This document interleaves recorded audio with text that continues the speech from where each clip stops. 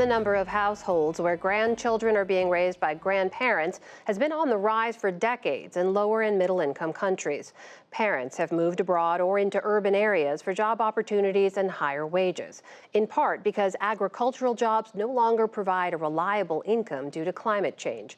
Special correspondent Fred de Sam Lazaro looks at one program in rural Thailand aimed at keeping families together by providing alternative sources of income. It's part of Fred's series, Agents for Change. In millions of households across rural Thailand, this is what the dinner hour looks like. Grandma and Grandpa feeding the little ones. Mom and Dad nowhere in the picture. Every day, I fetch food for the two kids, and I take the children to and from school. At 74, Pramai Lursubchat says he has little choice raising his grandchildren, 3 and 7, left in his care while his daughter works in the capital, Bangkok. Hello. Aside from a couple of visits a year, it's phone calls like this that keep the family connected. The kids miss their mom. It's the way it is. Life is difficult. We have to survive. She left 2 years ago. There is no money, no jobs here. And no way Mom with a factory job could afford the daycare and high living costs of Bangkok to bring her children along. So Lursubchat and his second wife, Tongshri Pulatakan, also raising her daughter's newborn, make do on a combined pension of about $36 a month and an increasingly unproductive rice field they farm on rented land. People in rural Thailand have for decades spent a few weeks each year away in the city earning extra income in between planting and the harvest. But in recent times, agriculture, the rice crop in particular, has become unreliable as a source of income, and that's forced longer and longer absences from home. What climate change is doing is exacerbating impacts on other more traditional economic and political drivers of migration. Sarah Vihil is a research fellow at the Stockholm Environment Institute at Chulalongkorn University in Bangkok.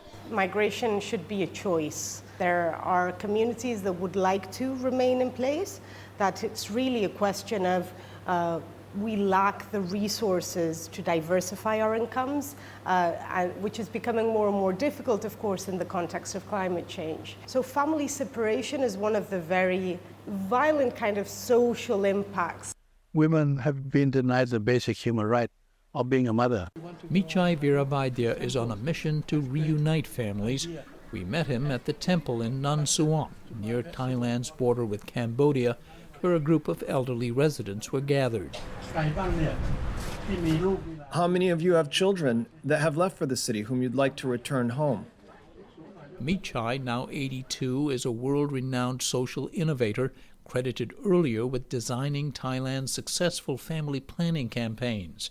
An economist by training, he started the Bamboo School nearby in 2009 to inspire rural youth in horticulture and entrepreneurship. Now he's trying to address the social impacts of internal migration in a country where some 3 million children are raised by family other than their parents. We are finding out that more and more are willing to come home, especially if there's an alternative. He started a pilot program called Homeward Bound that allows parents to return to their villages, provides them small loans, and training to build and run a small business. This will give very, very good profit. Mushrooms, you pick it every day for 3 months. Just this much space will earn you 900,000 baht in a year. Or $25,000 US. He says farmers would be financially secure on a lot less. Most farmers are rice farmers, and the income from growing rice once a year is 5 baht per square meter, which is horrendous. So we need to diversify. His school partners with nearby temples and hospitals where farmers' markets are held. Bamboo School students bring their training to teach new techniques on how to grow profitable crops in small spaces. Michai says the market is potentially huge. School lunches, for instance, could be supplied from small enterprises like the one started in the Nan Suon temple, planting vegetables and selling snacks prepared here. There are some 40,000 temples across this predominantly Buddhist country.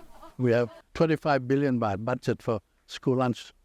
If the Ministry of Education is willing, I can use part of that money to buy vegetables from the elderly. So that will help, and that's part of the market system. You've got hospitals all over the place in Thailand. You've got schools, you've got temples, and we'll take a look at any other organization wants to work with us. And tapping into that economic cycle would, he thinks, be enough to help more people like 39-year-old Sukanya Ninpayak, who returned in January from her city job as a baker's assistant. The Homeward Bound project allowed her and husband Prakai Tisantier, himself laid off from a city job, to reunite with their daughters, 2 and 10, and her parents. My family was so excited when I returned because visits before were infrequent. They've set up a small farm at home, growing mushrooms and sunflower microgreens that she sells at a nearby hospital farmers market. At a workshop explaining the Homeward Bound program, there was no shortage of eager applicants, driven by the financial reality of their work situation and the pain of separation. Last time I left, my kid ran after the car, but to stay was not an option either. If I stayed, I would have no livelihood to sustain them. I earn about $8.50 a day, but a plate of rice is $1.40, so there's little extra money. Pramailur Subchat is urging his daughter to return to enroll in Michai's Homeward Bound program. I have a contract. I have to wait. His daughter Samlit says she feels out of place amid the bustle and bright lights of Bangkok, where she lives with her new husband, Suthi Songkamrad.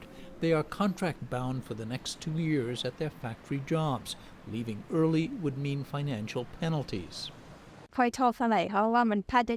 wish I could have raised my own children, but it hasn't been possible. I don't want to stay in Bangkok. I'm happiest when I can visit my children. My saddest memory is when I left my kids, but I didn't have any money to buy food.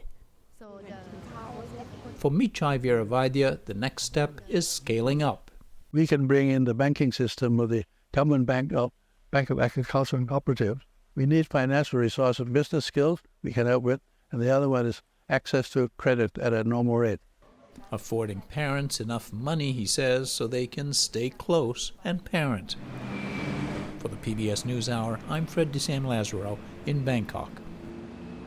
And Fred's reporting is a partnership with the Undertold Stories Project at the University of St. Thomas in Minnesota.